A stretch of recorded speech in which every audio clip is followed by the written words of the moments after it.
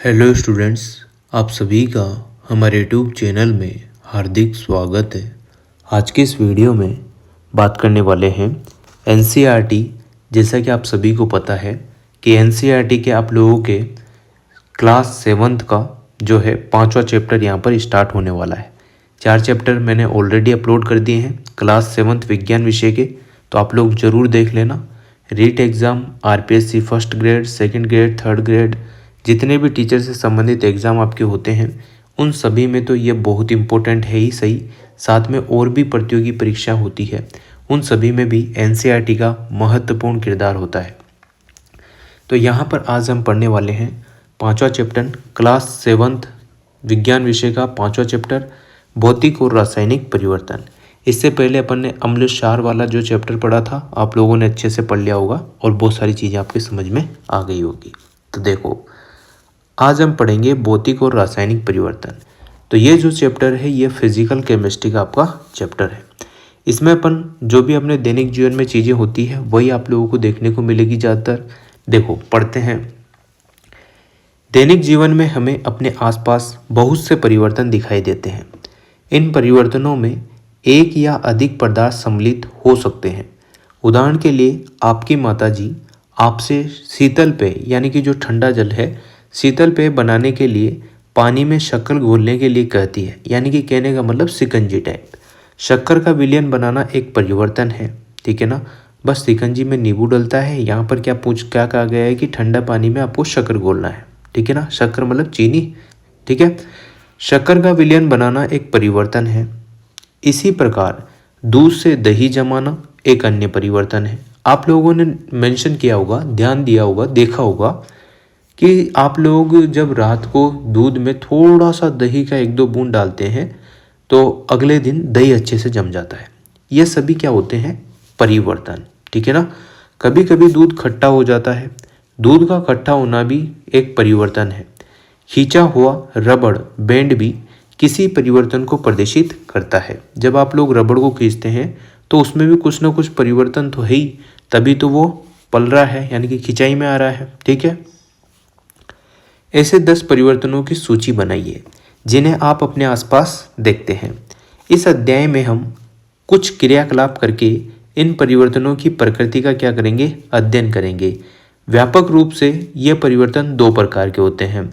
अब अगर आप लोगों से परिवर्तन की बात करें, और जैसा कि चैप्टर का नाम ही है भौतिक और रासायनिक परिवर्तन, तो परिवर्तन कितने प्रकार के होते हैं? अगर विज्ञान की भाषा में हम बात करें तो 2 प्रकार के परिवर्तन होते हैं, भौतिक और रासायनिक परिवर्तन। भौतिक परिवर्तन की बात कर लेते हैं, फिर रासायनिक परिवर्तन की बात करेंगे, ठीक है ना। भौतिक मतलब कि बाहरी तौर पर जो भी चेंज होंगे, परिवर्तन होंगे, वो भौतिक होते हैं। रासायनिक यानी कि किसी न किसी क्रिया करने के बाद जो भी रासायनिक पदार्थों से परिवर्तन होते हैं उन्हें कहते हैं रासायनिक परिवर्तन। ये तो था एक सीधी सी भाषा में बात करी। अब हम चैप्टर के हिसाब से बात करेंगे। तो भौतिक परिवर्तन में सबसे पहले यहाँ पर एक क्रियाकलाप 5.1 से दिया गया है। देखो, कागज के एक टुकड़े को 4 वर्गाकार टुकड़ों में आपको काटना है। अब प्रत्येक वर्ग को पुनः 4 टुकड़ों में काट लेना है। इन टुकड़ों को फर्श अथवा किसी मेज पर इस प्रकार लगाइए जिससे ये टुकड़े परस्पर जुड़कर कागज के टुकड़े का मूल आकार ले ले। यानी कि पहले तो उसको फाड़ो, फाड़ने के बाद भी उसमें से भी फाड़ो और फिर उसको टेबल पर जमा दो और लगे कि वो पूरा कागज वापस से आपने बना दिया। समझ रहे हो? तो देखो, स्पष्ट रूप से आप टुकड़ों को पुनः जोड़कर मूल टुकड़ा नहीं बना सकते। लेकिन क्या कागज के गुण में कोई परिवर्तन हुआ है? आप लोगों से पूछा गया है क्या कागज के गुणों में कोई परिवर्तन हुआ है।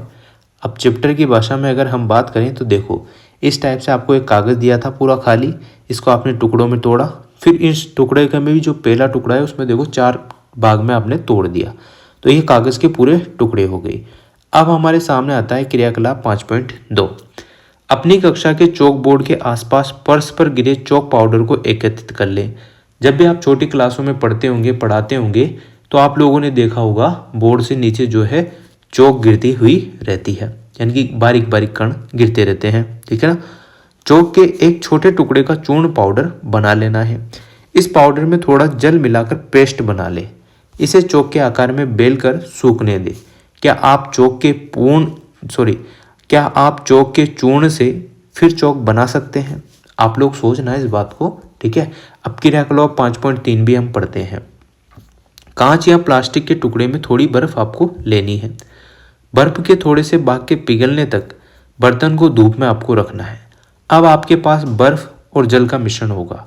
अब कटोरे को हिमकारी मिश्रण में रख दें, यानी कि बर्फ या नमक में रख देना है आपको। क्या जल फिर से ठोस बर्फ बन गया? आपको देखना है ये सारी चीज़ें, क्या ठोस जल बन गया, मतलब बर्फ बन गया, या क्या जल फिर से ठोस बर्फ बना या नहीं बना, ये आपको करना है, ठीक है ना। अब देखो 5.4 में आप लोग देखना, ये भी आपके सामने एक क्रियाकलाप है। चैनल को सब्सक्राइब जरूर कर लेना ताकि आप लोगों को एनसीईआरटी से रिलेटेड वीडियो देखने को मिलती रहे, और बेल आइकन और वीडियो को लाइक जरूर कर दीजिएगा। शेयर करना नहीं करना आपके ऊपर निर्भर करता है। बाकी देखिए क्रियाकलाप 5.4। एक पात्र में, यानी कि पात्र मतलब कि कोई भी कटोरा या फिर कोई ऐसा पात्र जिसमें जल वल रखते हो, एक पात्र में थोड़ा सा जल लेकर उसे उबालना है। क्या आपको जल की सतह से भाप निकलती दिखाई देती है? अब बहुत सारे यहाँ पर क्या है, प्लास्टिक के मग में लेकर पानी उबालने लग जाए, गलती मत कर देना, प्लास्टिक का मग पिघल जाएगा। आपको स्टील का या फिर जो भी आप लोग कढ़ाई वगैरह यूज़ करते हैं उसमें आप लोगों को पानी उबालना है। क्या आपको जल की सतह से भाप निकलती दिखाई देती है? नॉर्मल सी बात है, जल गर्म होगा तो भाप तो निकलेगी। उबलते हुए जल से कुछ दूरी पर भाप के ऊपर किसी बर्तन को उल्टा करके रखिए। बर्तन की भीतरी सतह को आपको देखना है। क्या आपको वहां जल की कोई बूंद दिखाई देती है? यह आप लोग खुद देखेंगे। क्रियाकलाप 5.2 में ज्वाला पर कार्य करते समय सावधानी बरतें, यानी कि अगर आप लोग आग से या गर्म बर्तन यूज कर रहे हैं तो हाथ से ना पकड़ें, बहुत सारी चीज़ें हैं, वरना आपका हाथ भी जल सकता है, तो ये सावधानी आपको रखनी है। उपयोग किए जा चुके लोहे की आरी के ब्लेड को चिमटे से पकड़िए।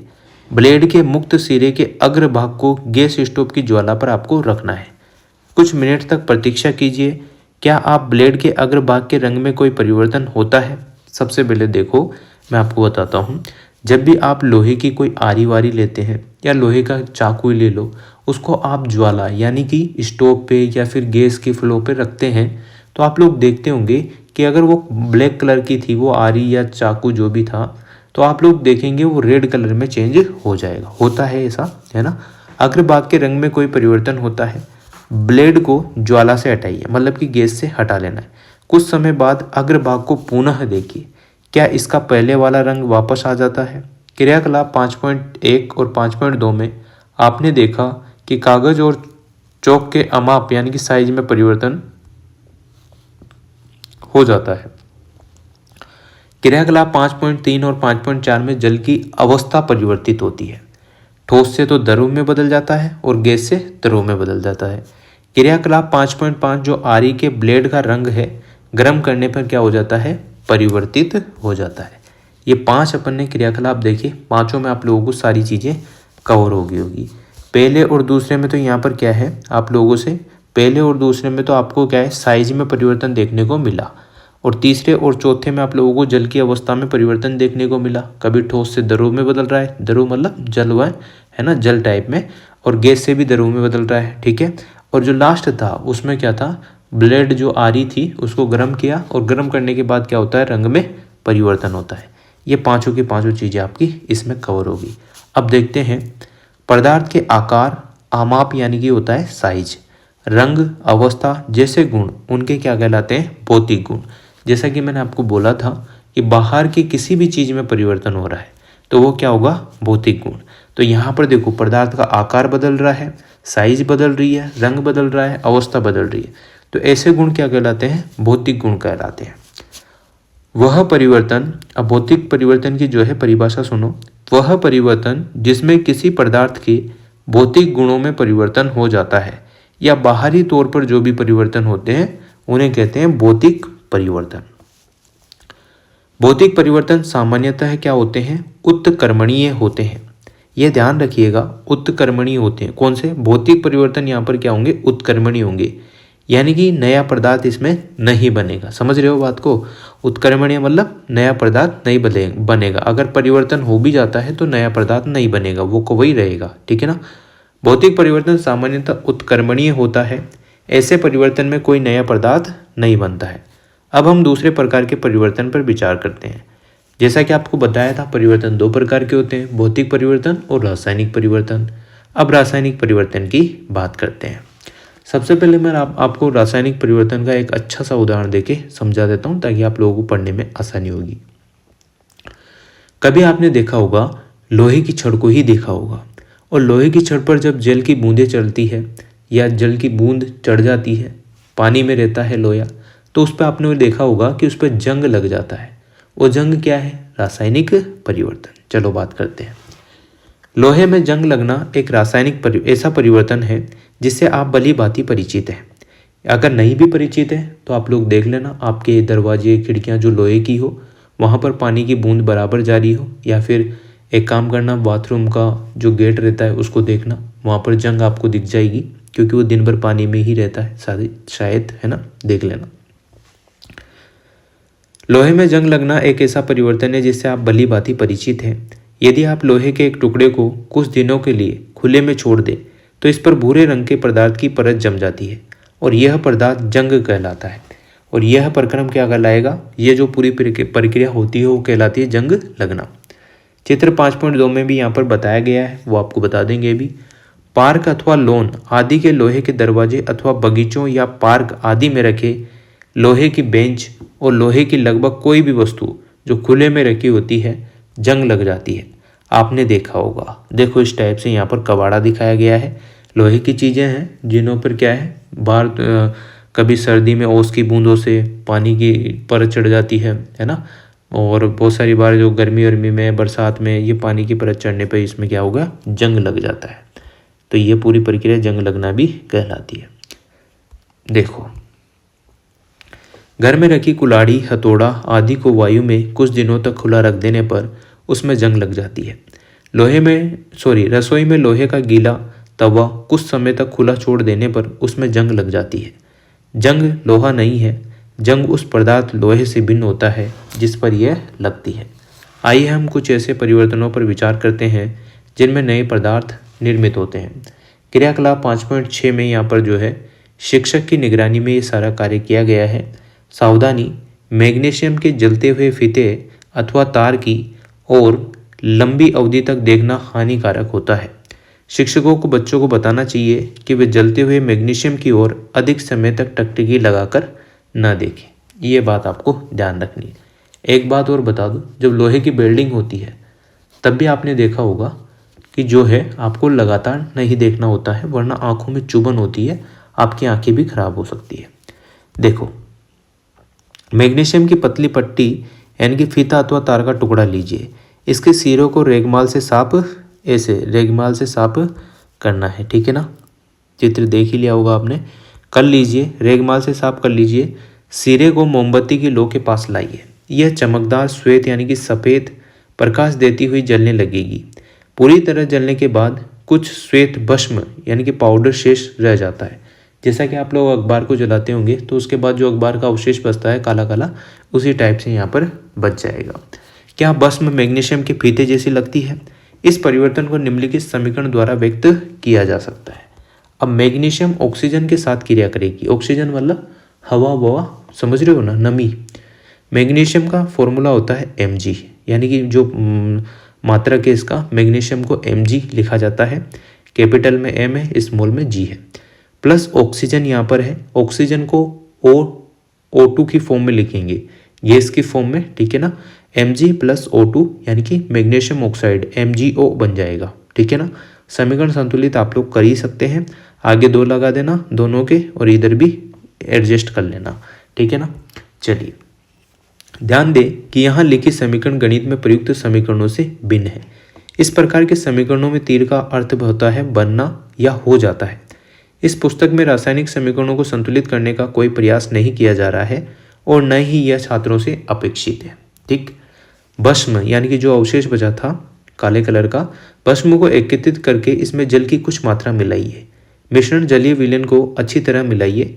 मिश्रण का लाल और नीले लिटमस पत्र पर आपको परीक्षण करना है।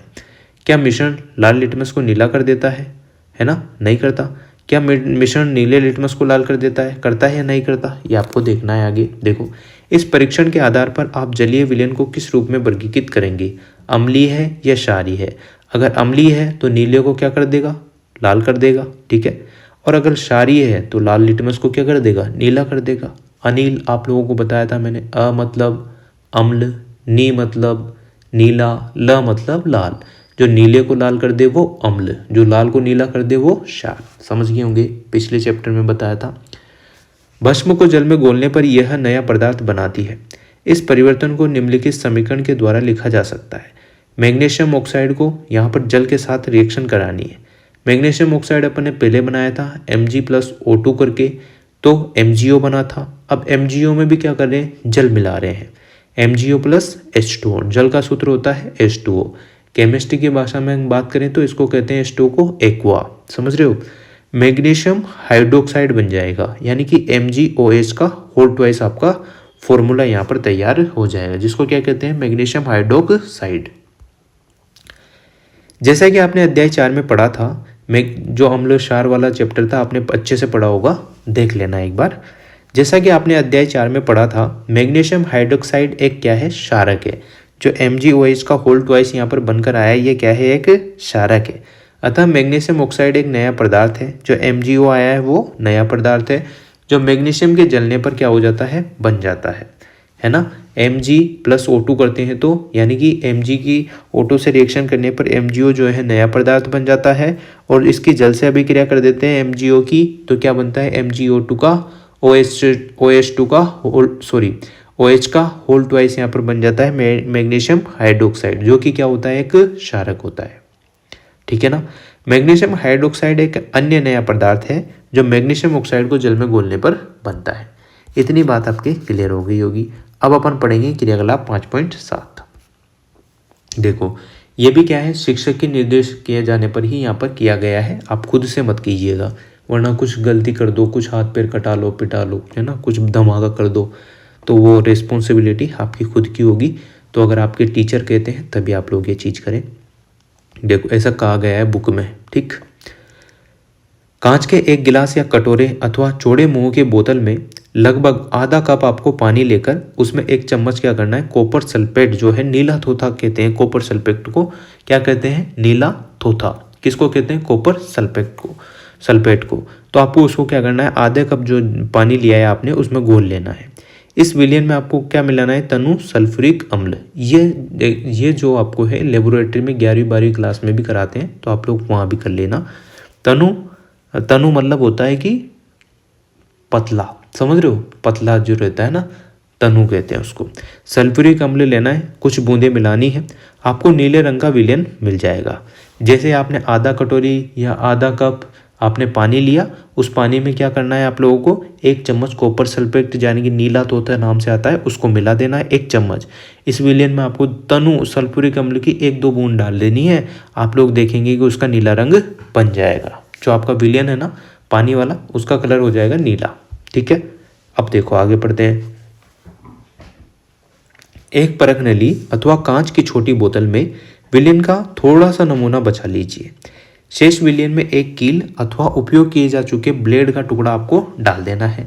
लगभग आधे घंटे तक प्रतीक्षा आपको करनी है। प्रतीक्षा मतलब इंतजार। अब विलयन के रंग को देखिए, इसकी तुलना अलग से बचाए गए नमूने वाले विलयन के रंग से आपको करनी है। ये देखो ऐसा कलर हो जाएगा। जब आप लोगों ने आधा देखो ध्यान से समझना, जब आप लोगों ने आधा जल लिया, आधा कप भरा मतलब कि, है ना, उसमें आप लोगों ने कॉपर सल्फेट डाला 1 चम्मच, उसमें तनु सल्फ्यूरिक अम्ल की 2-4 बूंदें डालने पर आपका जो कलर चेंज हुआ वो हुआ नीले कलर का। अब आप लोगों ने क्या करा, उसमें एक ब्लेड डाल दी। ब्लेड मतलब समझ रहे हो, लोहे की कोई भी चीज़ डाल दी, तो जो नीला कलर था वो कलर चेंज होके हल्के हरे कलर का हो गया। अब वो जो कॉपर सल्फेट विलयन था वो आयरन सल्फेट में बदल चुका है। आप लोग देखेंगे कि उस पर जंग भी आ गया है, ये बाहर निकाल के आप लोगों को बता भी रखिए। लोहे के साथ अभिक्रिया के कारण कॉपर सल्फेट विलयन के रंग में क्या हो जाता है, परिवर्तन। नीले से कौन सा हो गया, हरा। क्या आपको विलयन के रंग में कोई परिवर्तन दिखाई देता है? बिल्कुल क्लियर दिख रहा है। कील अथवा ब्लेड को बाहर निकाल लीजिए, इसमें कोई परिवर्तन दिखा, आपको दिखेगा परिवर्तन, इस पर पूरी पे जंग आ जाएगी। आपको जो परिवर्तन दिखाई देते हैं वो कॉपर सल्फेट और लोहे के बीच अभिक्रिया के कारण होते हैं, यानी कि इन दोनों की रिएक्शन हो गई, इन दोनों ने कुछ ना कुछ काटा पिटा कर डाला। विलयन के रंग का नीले से हरा हो जाना एक नए पदार्थ यानी कि आयरन सल्फेट बनने के कारण होता है। आयरन मतलब होता है लोहा और उसमें क्या मिल गया, सल्फेट, तो आयरन सल्फेट बनने के कारण होता है। लोहे की कील पर भूरा निक्षेप यानी कि कॉपर, जो लोहे की कील आप लोग देखेंगे बाहर निकाल कर, जो आपको भूरे भूरे कलर में जंग की तरह दिखेंगे, उस पर जो कॉपर या तांबे की परत के कारण होता है। किसके कारण, कॉपर या तांबे की परत के कारण। जो एक अन्य नया पदार्थ है, हम इस अभिक्रिया को निम्न प्रकार से व्यक्त करते हैं। सबसे पहले तो अपन ने कॉपर सल्फेट विलयन लिया था, जिसका सूत्र होता है CuSO4। मैं आपको पहले भी बता सकता था, पर जब चैप्टर में जहाँ आ रहा है वहीं बताते हैं तो बहुत अच्छा रहता है, आप लोगों को चीज़ें कवर होगी, ठीक।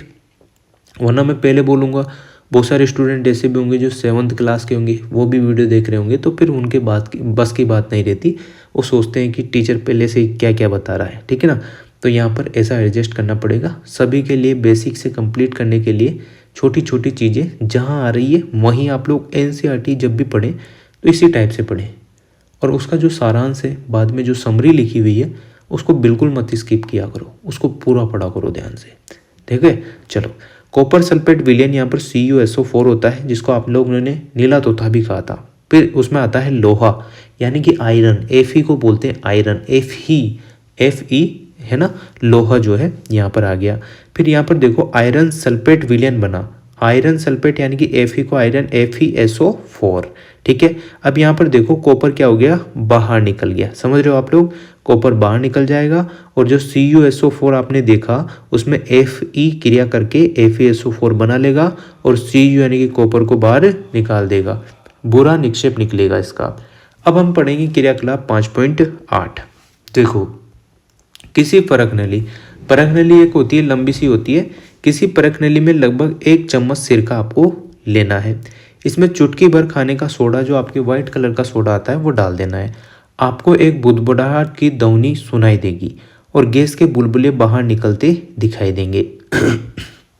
सॉरी, इस गैस को चित्र 5.5 में दिखाई गई व्यवस्था के अनुसार ताजे बने चूने के पानी में से गुजारना है। चूना का पानी तैयार करने की विधि अध्याय 4 में आप लोगों को अच्छे से बता दी थी मैंने, है ना, पढ़ लेना, आप लोग वीडियो देख लेना, अच्छे समझ में आ जाएगा। चूने के पानी में क्या परिवर्तन होता है। परख नली में परिवर्तन निम्न प्रकार से होते हैं। सबसे पहले तो एसिटिक अम्ल जो होता है, यानी कि खट्टे पदार्थ जो होते हैं, उनको कहते हैं सिरका, ठीक। खाने का सोडा आपको लेना है, जो कि सोडियम हाइड्रोजन कार्बोनेट होता है, ठीक है ना, सोडियम हाइड्रोजन कार्बोनेट होगा एसिटिक अम्ल यानी कि जो सिरका है उसके साथ। तो इनकी जब रिएक्शन होगी तो कार्बन डाइऑक्साइड गैस निकलेगी, साथ में ही कोई अन्य पदार्थ भी निकलेगा, ठीक है। ये बात समझ में आपके आगे होगी। अब यहाँ पर देखो, ये तो है सिरका प्लस खाने का सोडा, ये परख नली होती है लंबी सी, ठीक है। इसमें यहाँ पर कोक लगा हुआ है या लालची लगी हुई है। इसमें से जैसे ही इन दोनों की रिएक्शन होगी तो कार्बन डाइऑक्साइड यानी कि जो बदबूदार गैस है वो निकलेगी, साथ में आपकी चूने का पानी जो है, ये चूने के पानी में आपको देख लेना है, तो यहाँ बुलबुले आपको दिख जाएंगे। चूने के पानी में से गैस को गुजारने के लिए व्यवस्था, ठीक है। अब देखिएगा यहाँ पर देखो, कार्बन डाइऑक्साइड और चूने के पानी के बीच आप लोगों ने अभिक्रिया निम्न प्रकार से होती है। कार्बन डाइऑक्साइड जो होगी CO2 बोलते हैं, चूने का पानी जो होता है उसको कहते हैं CaOH का होल ट्वाइस, ठीक है। इन दोनों की जब रिएक्शन होती है, CO2 प्लस CaOH2 का जब रिएक्शन कराई जाएगी तो कैल्शियम कार्बोनेट बन जाएगा, मतलब कि CaCO3 बनता है और साथ में आप लोगों के जल रिलीज होता है। ज़्यादातर केमिकल रिएक्शंस में, यानी कि जब भी रासायनिक परिवर्तन होता है, तो या तो CO2 बाहर निकलती हुई दिखेगी या फिर जल बाहर निकलता हुआ दिखेगा। ये नॉर्मल प्रोसेस है ना। चलिए, जब कार्बन डाइऑक्साइड को चूने के पानी में प्रवाहित किया जाता है तो कैल्शियम कार्बोनेट बनता है, जिससे चूने का पानी क्या हो जाएगा, दूधिया हो जाता है। बहुत सारी बार अगर आपसे रिटन एग्जाम में पूछ ले चूने का पानी दूधिया क्यों हो जाता है, तो जब कार्बन डाइऑक्साइड को चूने के पानी में प्रवाहित किया जाता है तो कैल्शियम कार्बोनेट बनता है, और जिससे चूने का पानी क्या हो जाता है, दूधिया हो जाता है। किसके कारण, कैल्शियम कार्बोनेट के कारण। चूने के पानी का दूधिया हो जाना कार्बन डाइऑक्साइड का मानक परीक्षण है। इसमें क्या होगा, दूधिया हो गया तो यह क्या हो गया, कार्बन डाइऑक्साइड का परीक्षण सक्सेस बताता है, इसको माना जाता है। आप इसका उपयोग अध्याय 6 में करेंगे, जो कि हम नेक्स्ट चैप्टर पढ़ेंगे। यह दिखाने के लिए करेंगे कि हम श्वसन में जो वायु बाहर निकालते हैं उसमें कार्बन डाइऑक्साइड की मात्रा अधिक होती है। क्रियाकलाप 5.6 से 5.8 में आपने देखा कि प्रत्येक परिवर्तन में एक या अधिक नए पदार्थ बने थे। क्रियाकलाप 5.6 में मैग्नीशियम को वायु की उपस्थिति में जलाने पर बनने वाली भस्म एक नया पदार्थ थी। क्रियाकलाप 5.7 में कॉपर सल्फेट की जो कॉपर सल्फेट है उसकी लोहे के साथ आपने रिएक्शन करी थी तो आयरन सल्फेट प्लस कॉपर बने थे। अपन कर चुके हैं ये चीज़ें, ये दोनों नए पदार्थ थे। कॉपर लोहे के ब्लेड पर निक्षेपित हो गया था। जो आप लोग देखेंगे ब्लेड पर जो भूरे कलर की परत बनी थी वो कॉपर था। ठीक है। क्रियाकलाप 5.8 में जो आपने सिरका लिया, खाने की सोडी की अभिक्रिया कराई तो कार्बन डाइऑक्साइड बनी थी, जिससे चूने के पानी का रंग जो है कैल्शियम कार्बोनेट के कारण क्या हो गया था, दूधिया हो गया था। आप इस अभिक्रिया में बनने वाले नए पदार्थ का नाम बता सकते हैं। अब आप लोगों से नाम पूछ लिया है। अब देखो रासायनिक परिवर्तन की आपको परिभाषा यहाँ पर आई है। देखो, वह परिवर्तन जिसमें एक अथवा एक से अधिक नए पदार्थ बनते हैं रासायनिक परिवर्तन कहलाते हैं। रासायनिक परिवर्तन को रासायनिक अभिक्रिया भी कहते हैं। पहले आपने भौतिक परिवर्तन पढ़ा था जो कि उत्क्रमणीय था, मतलब कि उसमें कितना ही परिवर्तन आ जाए पर नया पदार्थ नहीं बनेगा। रासायनिक परिवर्तन में क्या था, रासायनिक परिवर्तन में एक या एक से अधिक नए पदार्थ बन जाते हैं। यही होता है क्या, रासायनिक परिवर्तन। अब देखो, रासायनिक परिवर्तन हमारे जीवन में अत्यधिक महत्वपूर्ण है। सभी नए पदार्थ रासायनिक परिवर्तनों के परिणाम स्वरूप ही बनते हैं।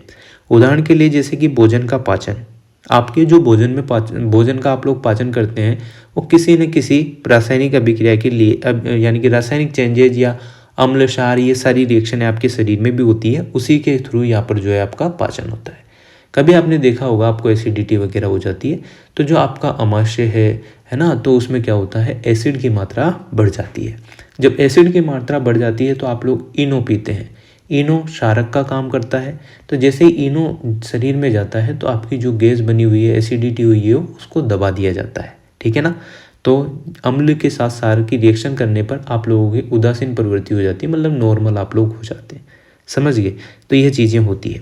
फलों को पकाने के लिए भी क्या करते हैं, आपने देखा होगा बहुत सारी बार कि फलों को कपड़े में लपेट के कुछ ना कुछ इंजेक्शन लगा के कुछ ना कुछ करके ऐसे रख देते हैं, तो वो रासायनिक परिवर्तन होते हैं। अंगूर का किण्वन, अंगूर खट्टे होते हैं, मीठे होते हैं, वो सारी चीज़ें विभिन्न रासायनिक परिवर्तनों के कारण होता है। औषधि भी रासायनिक अभिक्रियाओं की श्रृंखला का अंत्य उत्पादक होती है। उपयोगी नए पदार्थ जैसे कि प्लास्टिक और अपमार्जक यानी कि डिटर्जेंट्स, आप लोगों ने देखे होंगे डिटर्जेंट्स को रासायनिक अभिक्रिया द्वारा ही बनाया जाता है। वास्तव में प्रत्येक नए पदार्थ की खोज रासायनिक परिवर्तनों का अध्ययन करके ही की गई है। जो आप लोग साबुन इस्तेमाल करते हैं कपड़े धोने का, नहाने का, डिटर्जेंट, सरफ वगैरह, ये सभी क्या होते हैं, रासायनिक चीज़ें हैं, रासायनिक अभिक्रियाओं से ये बनती है। हमने देखा है कि रासायनिक परिवर्तन में एक या एक से अधिक नए पदार्थ निर्मित होते हैं। नए पदार्थों के अतिरिक्त रासायनिक परिवर्तन में निम्न घटनाएं हो सकती है। अब हम बात करते हैं ऊष्मा, जो कि मैंने आपको पढ़ा दिया है। प्रकाश के बारे में आप सभी जानते हैं, अथवा किसी अन्य प्रकार के विकिरण, जैसे कि उदाहरण के लिए पराबैंगनी का निर्मुक्त बाहर निकलना अथवा उनका अवशोषित होना, ध्वनि का उत्पन्न होना, है ना, गंध में परिवर्तन होना, किसी नई गंध का बनना, ठीक है, रंग में परिवर्तन होना, किसी गैस का बनना। आइए अब हम कुछ अन्य उदाहरणों पर विचार करते हैं। आपने देखा होगा कि मैग्नीशियम के फीते का जलना एक रासायनिक परिवर्तन है ना, पढ़ा ना आपने, Mg+O2 MgO बना था, है ना। फिर MgO की जो रिएक्शन है H2O से करा दी थी तो MgOH का होल ट्वाइस क्षारक बन गया था। ठीक है, ये सारी चीज़ें पढ़ ली मैंने। अब देखो, आपने देखा कि मैग्नीशियम के फीते का जलना एक रासायनिक परिवर्तन है। बिल्कुल, कोयला, लकड़ी अथवा पत्तियों का जलना भी क्या है, रासायनिक परिवर्तन है। वास्तव में किसी भी पदार्थ का जलना एक रासायनिक परिवर्तन है। जलने के साथ सदैव ऊष्मा का क्या होता है, उत्पादन होता है, ये ध्यान रखिएगा।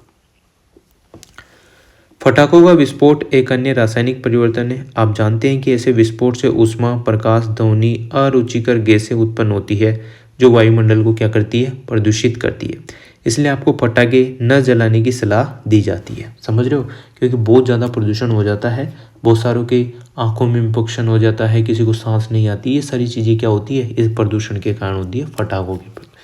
जब भोजन सामग्री बासी हो जाता है अथवा सड़गल जाती है तो उसमें भी क्या होती है, दुर्गंध आने लगती है। देखा होगा ना आपने, जब कभी रात की सब्जी आप सुबह खाते हैं तो आपको पहले किसी पापा से मम्मी से कहते हो कि इसको देखना कि ये सड़ गई है कि सही है ना, करते हो ना। क्या हम इन परिवर्तन को रासायनिक परिवर्तन कह सकते हैं? बिल्कुल कह सकते हैं। अब देखिएगा, सुरक्षात्मक आवरण। आपने वायुमंडल में ओजोन की परत के बारे में अवश्य सुना होगा। यह हमें सूर्य के प्रकाश में उपस्थित हानिकारक पराबैंगनी विकिरण से बचाती है। ओजोन पराबैंगनी विकिरण को अवशोषित कर लेती है और ऑक्सीजन में परिणत हो जाती है। ऑक्सीजन ओजोन से भिन्न होती है। क्या हम ओजोन के अपघटन को रासायनिक परिवर्तन कर सकते हैं? यदि ओजोन द्वारा पराबैंगनी विकिरण अवशोषित नहीं होती तो वह पृथ्वी की सतह पर पहुंचकर हमें और अन्य जीवों को हानि पहुंचाती। ओजोन इस विकिरण से हमें सुरक्षा प्रदान करने में प्राकृतिक आवरण की तरह कार्य करती है। संभवतः आपने देखा होगा कि यदि सेब को, आप लोग देखना, सेवफल अगर आप लाते हैं तो जब आप चाकू से सेवफल को काटते हैं तो वो वाइट जो स्किन होती है ना उसकी, वो थोड़ी देर बाद आपको भूरे कलर में, रेड कलर में नजर आएगी। वो क्यों होता है? लोहे में होता है आयरन, मतलब कि लोहा है ना, चाकू में जो है आयरन लोहा होता है, तो वो उस पर जाकर रिएक्शन कर जाता है। संभवतः आपने देखा होगा कि यदि सेब को काटने के बाद तत्काल न खाया लिए जाए तो उसके कटे हुए टुकड़े भूरे रंग के हो जाते हैं। यदि आपने रंग में यह परिवर्तन नहीं देखा है तो किसी सेब का एक टुकड़ा काटिए और उसे कुछ देर तक ऐसा ही छोड़ दीजिए। इसी प्रकार का क्रियाकलाप आलू अथवा बैंगन के टुकड़े के साथ भी आप लोग दोहरा सकते हैं। ऐसी प्रत्येक स्थिति में रंग का परिवर्तन वास्तव में किसी नए पदार्थ अथवा पदार्थों के बनने के कारण होता है।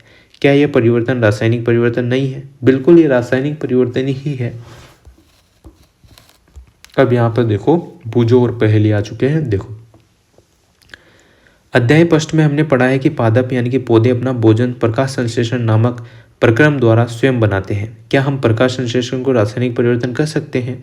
पहले ने कहा कि पाचन भी एक रासायनिक परिवर्तन है। बिल्कुल, दोनों बातें सही थी।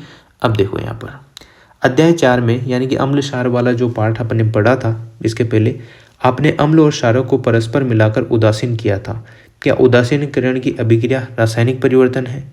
अब देखिए यहाँ पर देखो, आप लोगों ने जो पिछले चैप्टर को जितना प्यार दिया है, जितने व्यूज पे आए, बहुत अच्छी बात है, और उसी के थ्रू ये चैप्टर जुड़ा हुआ है, तो आप लोग जरूर इसको भी देखिएगा। लोहे में जंग लगना, जैसा कि मैंने पूरा बता दिया आपको लोहे में जंग लगना, तो अब फिर से यहाँ पर चैप्टर के हिसाब से पढ़ लेते हैं। लोहे में जंग लगना। आइए हम जंग लगने की घटना पर पुनः विचार करते हैं। यह एक ऐसा परिवर्तन है जो लोहे की वस्तुओं को क्या करता है? प्रभावित करता है और धीरे धीरे उन्हें क्या कर देता है? नष्ट कर देता है। तभी आप लोगों ने देखा होगा जो भी आपके बाहर के गेट होते हैं लोहे के, उन पर कलर कर दिया जाता है। कलर इसलिए किया जाता है ताकि वो उसको बचा के रखे, ठीक है ना।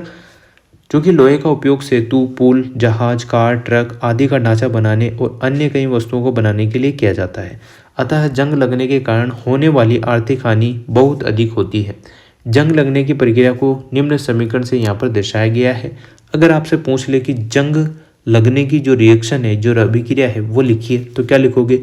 लोहा यानी कि Fe प्लस ऑक्सीजन O2 वायु से, ऑक्सीजन O2 और वायु है ना, प्लस जल यहाँ पर H2O, ठीक। जब जंग लग जाता है तो उसको कहते हैं आयरन ऑक्साइड, Fe2O3, ठीक है। चलिए, जंग लगने के लिए ऑक्सीजन और जल दोनों की आवश्यकता होती है, ये बिल्कुल सही है। वास्तव में यदि वायु में आर्द्रता की मात्रा अधिक हो, अर्थात नमी अधिक हो, तो जंग जल्दी लगती है। ओह, अब यहाँ पर पहेली कह रही, ओह इसलिए मेरी सहेली रीता सदैव लोहे की वस्तुओं में जल्दी जंग लगने की शिकायत करती है, क्योंकि वह समुद्र तट के निकट रहती है। हम जंग लगने से रोकथाम कैसे करते हैं? लोहे की वस्तुओं को ऑक्सीजन अथवा जल अथवा दोनों के संपर्क में आने से बचाकर ही ऐसा किया जा सकता है। इसका एक सरल उपाय उन पर पेंट अथवा ग्रीस की एक परत, ग्रीस जो आता है, ग्रीस बोलते हैं ना, परत चढ़ाना है। वास्तव में लोहे की सभी वस्तुओं पर नियमित रूप से पेंट और ग्रीस या ग्रीज भी बोल देते हैं, परत चढ़ाते रहना चाहिए, जिससे कि उनमें जंग लगने को रोका जा सकता है। एक अन्य उपाय लोहे के ऊपर क्रोमियम अथवा जस्ता यानी कि जिंक जैसी किसी धातु की परत चढ़ाना है। लोहे पर जंग की परत चढ़ाने का प्रक्रम जो होता है ना, लोहे पर अगर आप लोग जिंक की परत चढ़ा रहे हैं तो उसे कहते हैं यशद लेपन। क्या कहते हैं? यशद लेपन हिंदी में, और गैल्वेनाइजेशन कहते हैं इंग्लिश में, कहलाता है। अपने घरों में पानी की आपूर्ति के लिए उपयोग होने वाले लोहे के पाइप यशद लेपित होते हैं, यानी कि उस पर क्या होता है, जिंक या जस्ता चढ़ा हुआ होता है, जिससे उसमें क्या होता है, जंग नहीं लगती है। क्या आप जानते हैं कि पानी के जहाज लोहे के बने होते हैं और उनका एक भाग हमेशा पानी में डूबा रहता है। पानी के ऊपर के भाग पर भी जल की बूंदें गिरती रहती है। यही नहीं, समुद्र के पानी में अनेक लवण भी पाए जाते हैं। लवण युक्त जल जंग लगने के प्रक्रम की दर को बढ़ा देते हैं। अतः जहाज़ों पर पेंट करने के बाद भी उन्हें जंग लगने से काफ़ी क्षति होती है। यही नहीं, जहाज़ों के लोहे के कुछ भाग को बदलना प्रति वर्ष आवश्यक होता है। क्या आप विश्व में जंग लगने से होने वाली कुल आर्थिक हानि की कल्पना कर सकते हैं? अब देखो यहाँ पर, स्टेनलेस स्टील लोहे में कार्बन और क्रोमियम, निकल तथा मैग्नीज जैसी धातुओं को मिलाकर बनाया जाता है। इसमें जंग नहीं लगती है, ध्यान रखिएगा। अब क्रिस्टलीकरण करने, नाम से ही पता चल रहा है कि छोटे छोटे टुकड़े, ठीक, क्रिस्टलीकरण। कक्षा 6 में आपने पढ़ा था कि साधारण नमक, जो लवण होता है, नमक जो आपने देखा होगा, को समुद्र जल के वाष्पन द्वारा प्राप्त किया जा सकता है। इस प्रकार प्राप्त होने वाले नमक शुद्ध नहीं होता और उनके क्रिस्टलों के आकार को स्पष्ट रूप से नहीं देखा जा सकता। तथापि किसी पदार्थ के शुद्ध क्रिस्टल उनके विलयन से प्राप्त किए जा सकते हैं और यही प्रक्रिया क्या कहलाएगी, क्रिस्टलीकरण। यह क्या होता है, एक भौतिक परिवर्तन का अच्छा खासा उदाहरण है। ठीक है, समझ गए होंगे आप बात को। अब यहाँ पर सावधानी लिखी हुई है कि केवल तनु सल्फ्यूरिक अम्ल का ही उपयोग करें, जल को उबालते समय सतर्क रहें। 5.9 यहाँ पर है, अम्ल का उपयोग किया जाना है, इसे शिक्षक की उपस्थिति में किया जाए। किसी बीकर में लगभग 1 कप जल लीजिए, ठीक है ना, उसमें तनु सल्फ्यूरिक अम्ल, तनु मतलब पतला, तनु सल्फ्यूरिक अम्ल की कुछ बूंदें मिलाइए। जल को गर्म करना है अब आपको। जब जल उबलना आरंभ कर दे तो इसमें धीरे धीरे कॉपर सल्फेट का चूर्ण निरंतर चलाते हुए मिलाइएगा। कॉपर सल्फेट का चूर्ण मिलाना तब तक जारी रखें जब तक कि उसमें कोई और कॉपर सल्फेट घोलना संभव ना हो। विलयन को फिल्टर पेपर की सहायता से आपको छान लेना है, इसे ठंडा होने देना है। जब विलयन ठंडा हो रहा हो तो उसे हिला डुलाकर या अन्य किसी प्रकार न छेड़ें। कुछ समय बाद विलयन को आपको देखना है कि आपको कॉपर सल्फेट के क्रिस्टल दिखाई देंगे। क्रिस्टल मतलब कि जम जाएंगे ना, यदि नहीं तो कुछ और समय तक आपको प्रतीक्षा करनी है। आपने भौतिक और रासायनिक परिवर्तनों के बारे में पढ़ा। अपने आसपास दिखाई देने वाले परिवर्तनों को भौतिक अथवा रासायनिक परिवर्तनों के रूप में पहचानने का आपको प्रयास करना है। ये देखो कॉपर सल्फेट है और ये क्रिस्टल बन जाएंगे इस टाइप से, ठीक है, दिखते होंगे आपको। अब इस चैप्टर में जो मोस्ट इंपोर्टेंट शब्द आए थे उनकी बात करते हैं। एक तो रासायनिक परिवर्तन आया था, एक रासायनिक अभिक्रिया, क्रिस्टलीकरण अभी जस्ट पढ़ाई है, यशद लेपन यानी कि वो लोहे पर वो जिंक की परत चढ़ा देना, है ना, वही था। भौतिक परिवर्तन आपने देखा होगा, बाहर का जो भी परिवर्तन है वो भौतिक, रासायनिक जो ही एक अधिक पदार्थ बन जाते हैं। जंग लगना आपने देख ही लिया, फीवर, ऑक्सीजन की या वायु की उपस्थिति में जो रिएक्शन होती है उससे, ठीक है, जंग लग जाती है। आपने क्या सीखा, इसको पढ़ना बहुत ज़रूरी है, यह चैप्टर का सारांश होता है। हमने सीखा है कि परिवर्तन 2 प्रकार के होते हैं, भौतिक और रासायनिक। अगर हम भौतिक की बात करें तो इसमें क्या होता है, कोई भी अन्य पदार्थ नहीं बनता है, उत्क्रमणीय प्रक्रिया होती है। रासायनिक में क्या होता है, एक या एक से अधिक पदार्थ बन जाते हैं। भौतिक परिवर्तनों में पदार्थों के भौतिक गुणों में कुछ परिवर्तन होते हैं। इन परिवर्तनों में कोई नए पदार्थ नहीं बनते हैं और ये परिवर्तन उत्क्रमणीय होते हैं। रासायनिक परिवर्तनों में नए पदार्थ बनते हैं। कुछ पदार्थों को क्रिस्टलीकरण द्वारा उनके विलयनों से शुद्ध अवस्था में प्राप्त किया जा सकता है। इस टाइप से आप लोग ये छोटे मोटे क्वेश्चन है, चैप्टर आपने ध्यान से पढ़ा होगा तो आराम से ये आप ये सारे क्वेश्चन कर सकते हैं। यही होता है एक एनसीईआरटी पढ़ने का तरीका, और ऐसे पढ़ोगे तो आप लोगों को आराम से सारी चीज़ें कवर हो जाएगी, ठीक है ना। वीडियो पे आप लोग देख सकते हैं। वीडियो अगर अच्छी लगी हो तो like, comment, share and subscribe. Thanks for watching.